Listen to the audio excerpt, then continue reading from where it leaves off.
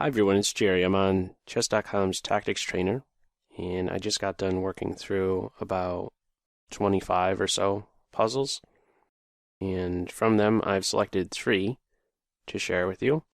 They're all endgame puzzles, and in each case it's white to move. So feel free to treat this as a little bit of a pop quiz.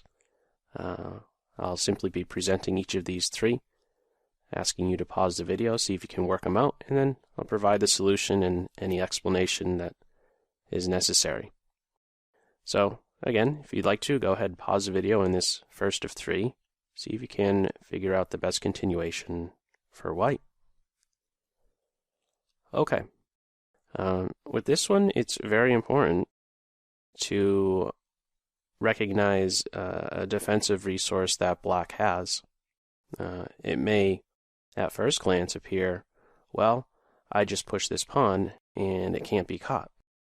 And that was my first impression, and I was a bit taken aback by black's reply here, which is bishop to e8, which is really the move that needs to be calculated, because we're now in an interesting position where our pawn is being attacked, and if we don't move it, it gets captured, and if the pawn takes the bishop, black is just recapturing, it's a draw.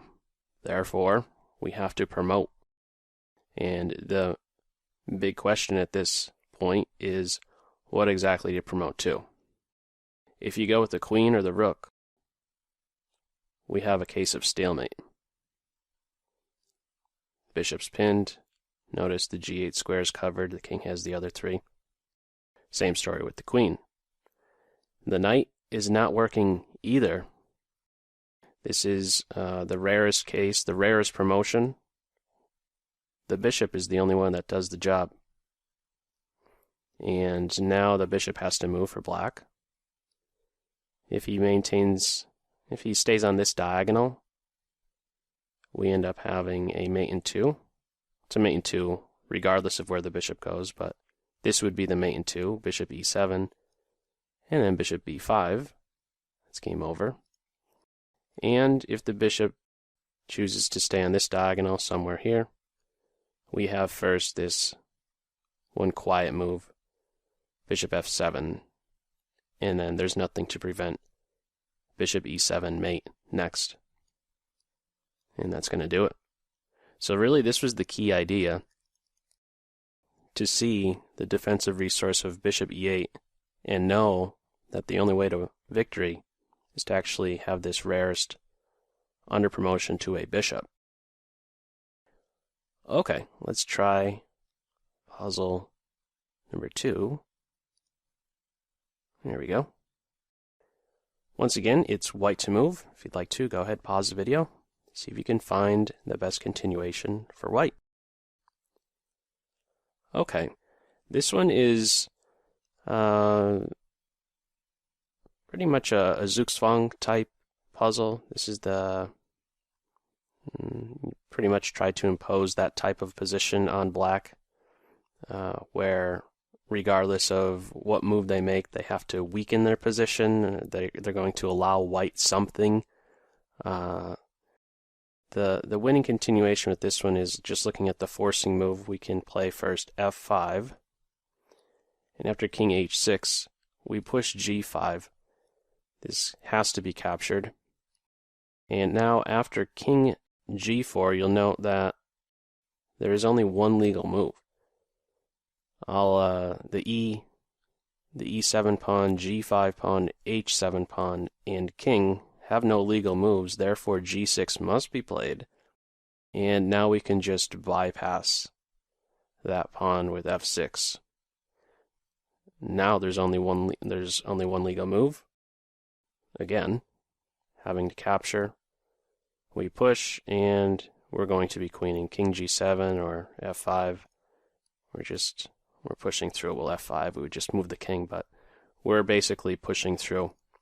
This is the big trick. I don't think this one was maybe so difficult because there weren't so many candidate moves here. Pretty much have to just see f5, and really what more would there be from move 2? So maybe this one wasn't so tricky to figure out because there's a lot of must moves in this one, but still an interesting idea to recognize at least this moment here, this position, where black is kind of stuck. Still working with 5 pieces, but 4 of them are shut down. Have to go with g6 and you push through. Okay, let's have a look at this one last one, which is certainly an endgame study. So feel free to spend some time on this one. It's quite interesting. I scratched my head for some time with this one, and then the light bulb finally went on. So it's white to move. If you'd like to, I encourage you to spend some time with these. It's a good test, good exercise for your calculation. White to move. See if you can find the best continuation. Okay. Well, a couple things to note with this one. And that is, if we aren't fast enough to get towards the king side, this is going to be a draw. Maybe that's not the best way to introduce this problem. If black didn't have these 2 pawns, let's just say, note the black king would be in stalemate. All the squares are covered, g7 is covered. If white wants to avoid, if white does not want to, let's say, put black in stalemate, the bishop has to no longer defend g7. But when that happens, the king takes the pawn. And when the king takes the pawn, there's now no stopping king takes g6. Unless the white king is there to help. The trick with this one is to somehow get the king over to g6, over towards the king's side to help defend these pawns. How exactly do you do that? This is what needs to be calculated. This is the winning continuation, and you have to really work all of these moves out. The king has to approach the g6 pawn, and there's one key square he has to make use of, and it's a super timely puzzle. First move is king b3. Black could go with either a4 or promote right away. Let's just say a4. We don't take the pawn.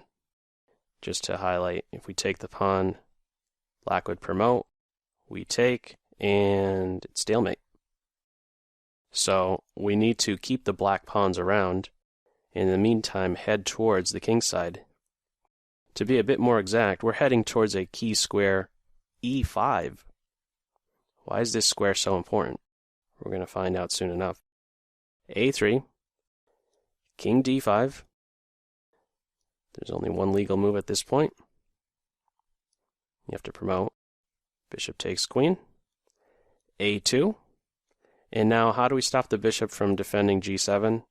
We interfere with king e5. He's just masking the bishop for just one key moment, which allows king takes pawn. And now we play king f5 with check, and it's winning.